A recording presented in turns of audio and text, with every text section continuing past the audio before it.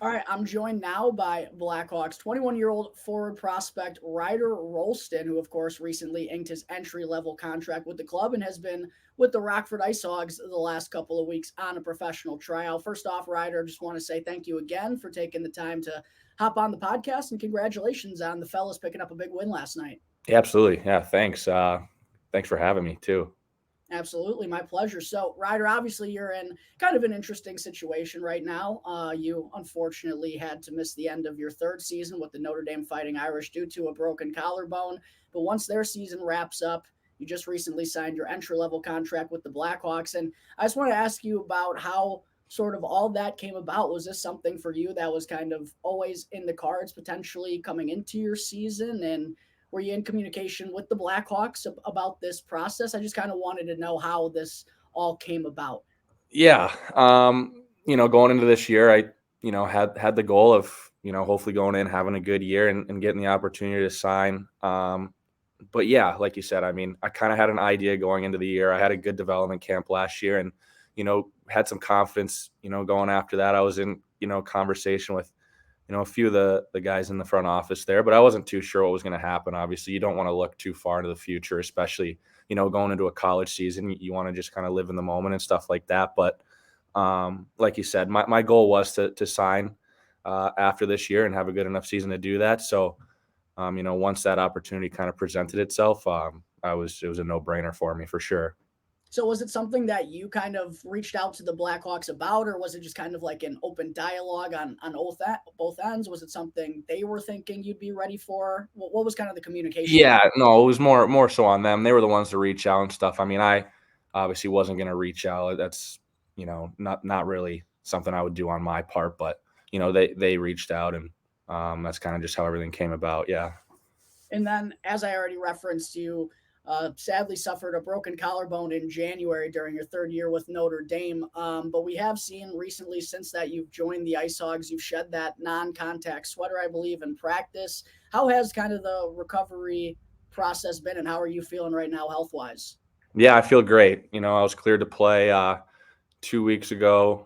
And just, yeah, being in practice, being around all the guys, building relationships, not only with the players, but with the staff as well has been awesome. And, obviously it's a little bit different of a situation. You come into a team that's trying to make the playoffs. Obviously now we did, but, you come in after having your season, and it's hard to kind of gel with a team that way because, they've been together all year. But, I'm just thankful for, just how well the guys have kind of taken me in. And, I feel at home here. I already feel at home here. I think the guys have done a good job in, welcoming in with that, and, the staff as well. And, I think it's been a pretty seamless transition, and, that's given me confidence as well. So it's been awesome.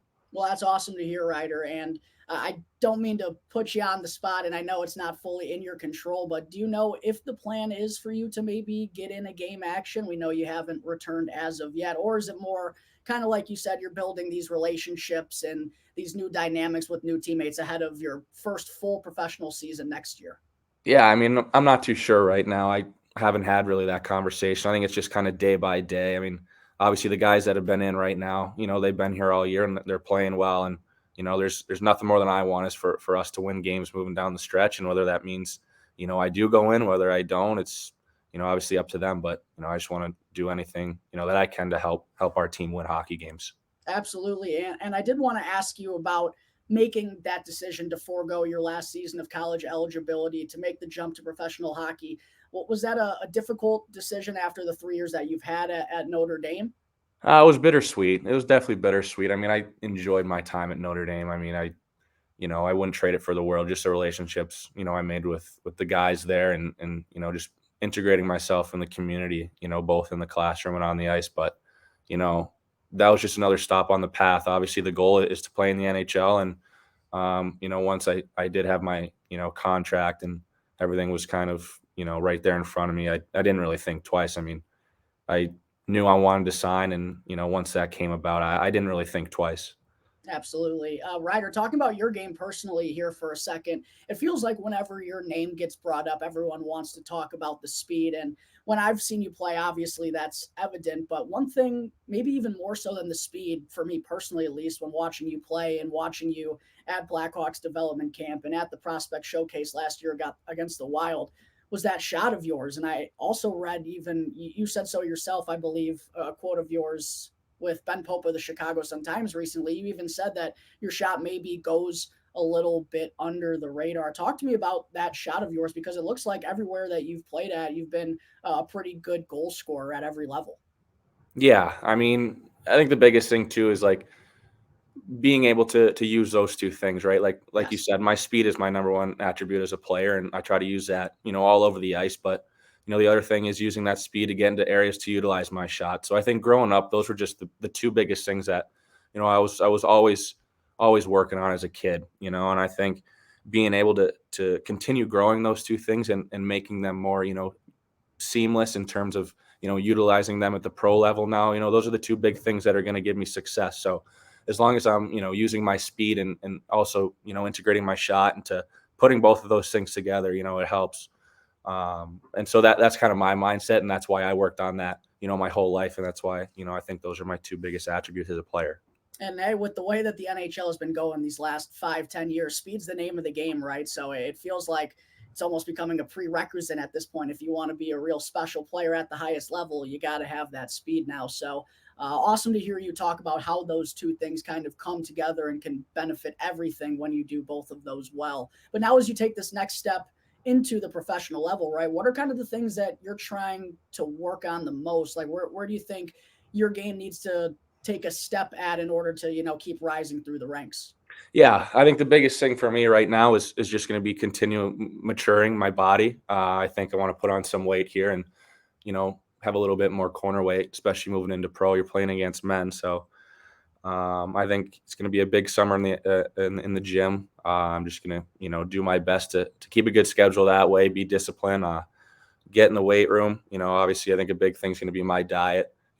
Eat some pancakes, peanut butter and stuff like that. But I think the big thing for me, like I said, it's putting on that weight, but making sure I don't lose my speed, putting on that weight and things like that. So I think that's going to be a big focus for me right now. And I know you haven't been able to get a game of professional action, get in a game of professional action yet, but just kind of stepping on the ice and practicing with the Rockford IceHogs and practicing against grown men. How's that kind of feeling compared to going out there and being and playing college hockey? No, for sure. It's a lot different. I mean, it's not only the guys, but I think it's just the style of hockey. I think college hockey is a lot different than pro hockey. I think, pro is a lot more, geared towards speed. You got to be a little bit more slippery, a little bit more soapy out there. But I think, it's important, to take the lessons I learned in terms of it being physical in college hockey, but at the same time, I think having that speed has helped me adjust right now, especially too, the last 3 weeks I've been able to practice, be with the guys and, not only off the ice, but on the ice. Obviously I'm not in games, but I get a good understanding on what the gameplay is like. And that's given me confidence too. I'm a lot more comfortable right now than I ever was. So I think it's just taking that into whatever games I do get, but that's what's going to help me.